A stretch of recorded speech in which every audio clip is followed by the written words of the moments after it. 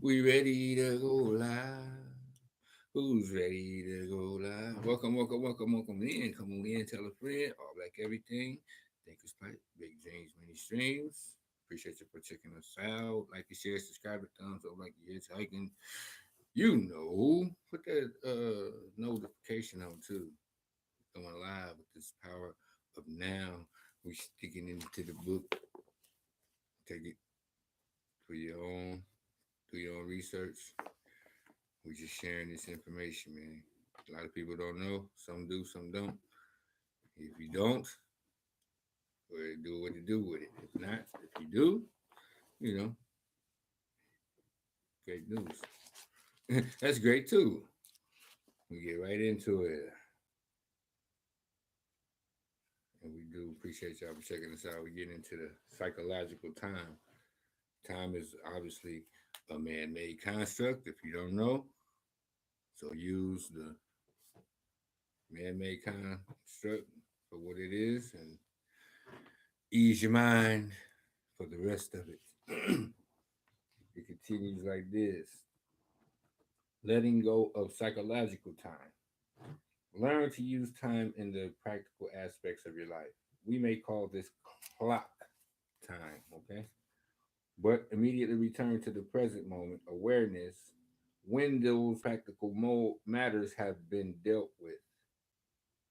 In this way, there will be no buildup of psychological time, which is identification with the past and continuous compulsive projection into the future. Clock time is not just making an appointment or planning a trip, it includes learning from the past so that we don't repeat the same mistakes over and over, setting goals and working toward them, predicting the future by means of patterns and laws, physical, mathematical, and so on. Learn from the past and taking appropriate actions on the basis of our predictions. But even here, within the sphere of practical living, where we cannot do without reference to past and future, the present moment remains the essential factor. Any lesson from the past becomes relevant as is applied now. Any planning as well as working toward achieving a particular goal is done now. Now. Do it now. Stop playing with yourself. The enlightened person main focus of attention is always the now, but they are still peripherally aware of time. In other words, they continue to use clock time but are free of psychological time. Be alert as you are practice this so that you do not unwittingly transform clock time into psychological time. For example, if you made a mistake in the past and learn from it now, you are using clock time. On the other hand, if you dwell on it mentally and self criticism, remorse, or guilt come up, then you are making the mistake into me and mind, into me and mine. You make it part of your sense of self, and it has become psychological time, which is always linked to a false sense of identity. Non forgiveness necessarily implies a heavy burden of psychological time. Excuse me, real quick. Psychological time. Stop, stop doing it to yourself. Ooh, I'm dribbling. Got a hole in my lip. Excuse me. I got a hole in my lip. Here it is. If you set if you set yourself a goal and work toward it, you are using clock time. You are aware of where you want to go, but you honor and give your fullest attention to the step that you are taking at this moment. If you then become excessively focused on the goal, perhaps because you are seeking happiness, fulfillment, or a more complete sense of self in it, then, the now is no longer honored. So honor the now. Always now. Tell yourself. It becomes reduced to a mere stepping stone to the future with no intrinsic value. Clock time then turns into psychological time. Your life's journey is no longer an adventure, just an obsessive need to arrive, to attain, to make it. What is making it? You no longer see or smell the flowers by the wayside either, nor are you aware of the beauty and the miracle of life that unfolds all around you when you are present in the now. Try it out for yourself, I suggest.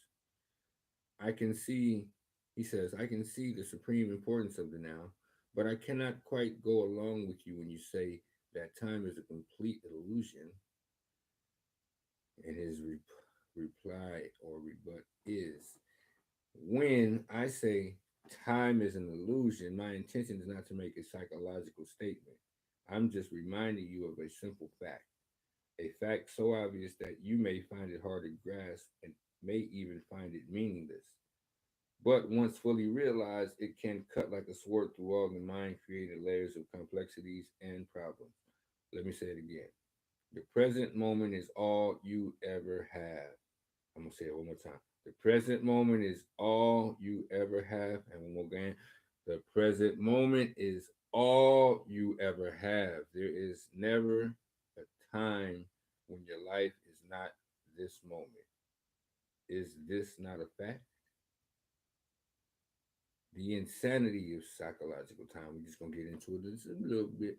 The insanity of psychological time is you will not have any doubt that psychological time is a mental disease if you look at its collective manifestations.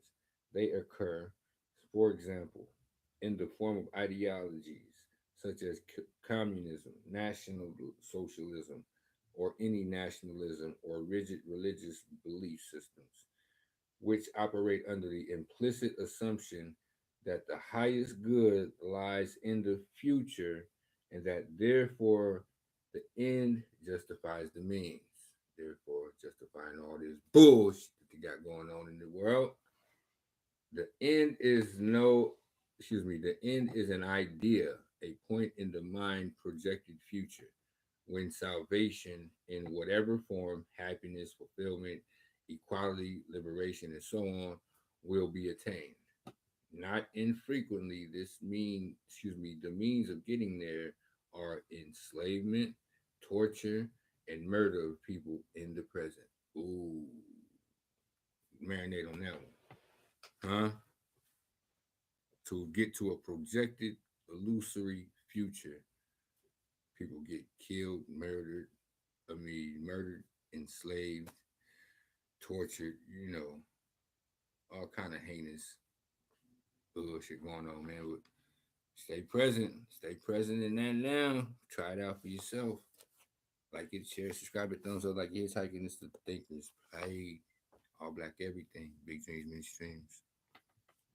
Thumbs up, like it's hiking. You know the slogan. We keep it rolling. Let's go. Peace and love, y'all.